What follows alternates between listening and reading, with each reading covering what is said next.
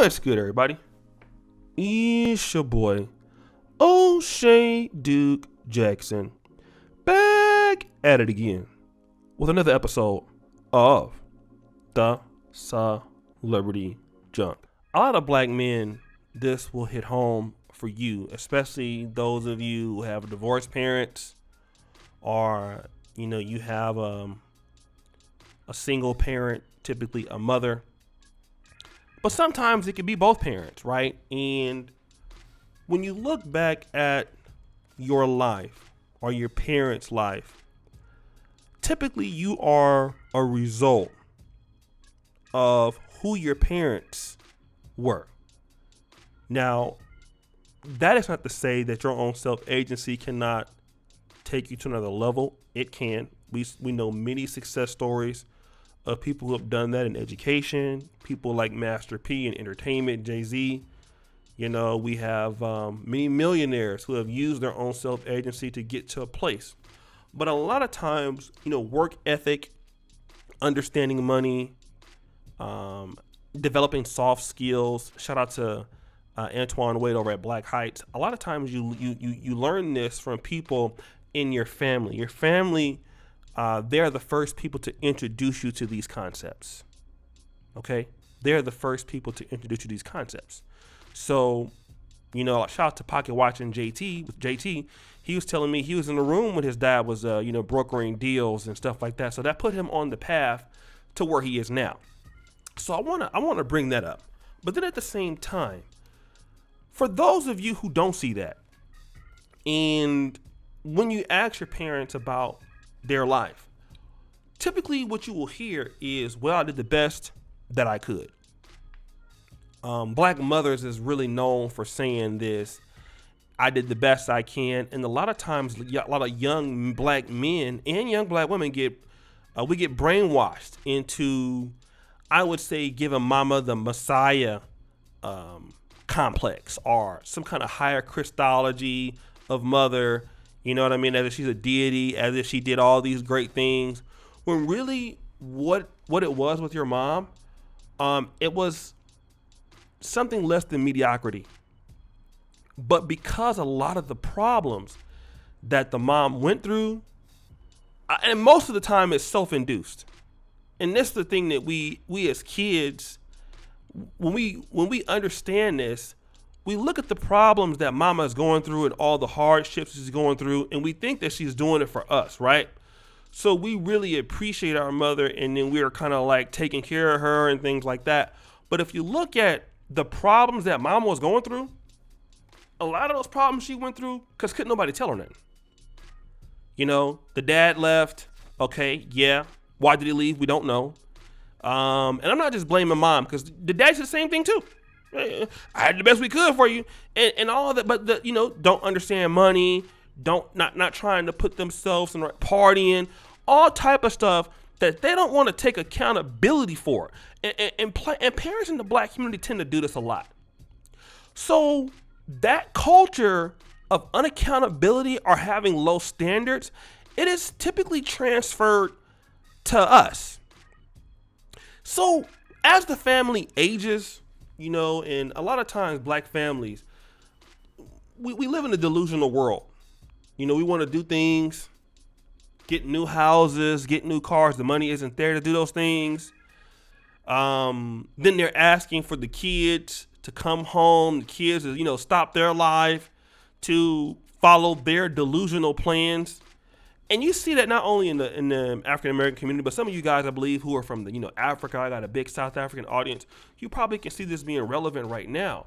And one thing that I believe that has to stop is poor parenting and bad decision making amongst black parents has to be called out. I don't care how old you are, how old they are. I don't care if it's gonna hurt their feelings. The best you can argument, guess what? It is not good enough.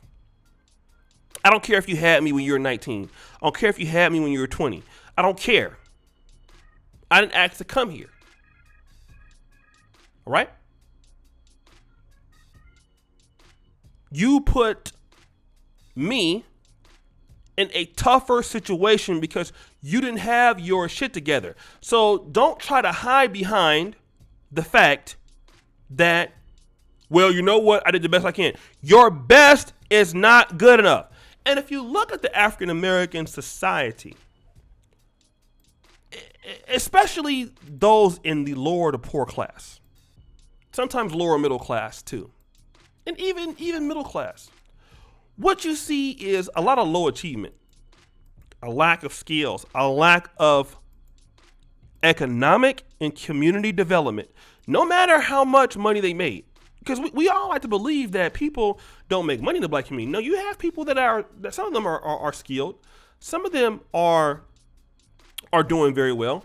But see, the thing about it is this, is that you see a lot of low achievement, a lot of money being wasted. And then those arguments are replaced with racism, and the white men did it, and all of these things. But the culture of low accountability is what plagues the black community. And it really makes a lot of black men and black women feel, responsible for their parents' mistakes. Let me just say this about black women, okay? I met so many black women in my college days. They were raised by single parents, and these are young women, nice, open to the world, wanting to do something for themselves, but their mother gave them such a guilt complex. So you have these young women who should be wanting to try to get married or start a family. No, because the mama made a bad decision, and the mama did the best she can to raise me. Oh, I got to go out here and buy my mama a whole entire house. I gotta make enough money for me and my mom for the rest of her life. And in American society, that is almost ludicrous. It doesn't make much sense. But this is what you're dealing with, because mama did the best she can. And the black community and we have to come back and fight this and say, no, it's unacceptable. We don't have the skilled people. We don't have the skilled trades. Why? Okay. And a lot of it is because we have low expectations because our parents had them. And it's not okay. The best you can argument, it is not good enough. Black America and African American community deserve better than that. Our people worked entirely too hard. I can understand if we're talking about the Jim Crow South. I can understand if we were talking about, slavery. But we're in the 2000s and we're hearing this, 2010, 2021, and not even in the 90s. But it doesn't make any sense. It's not Reconstruction.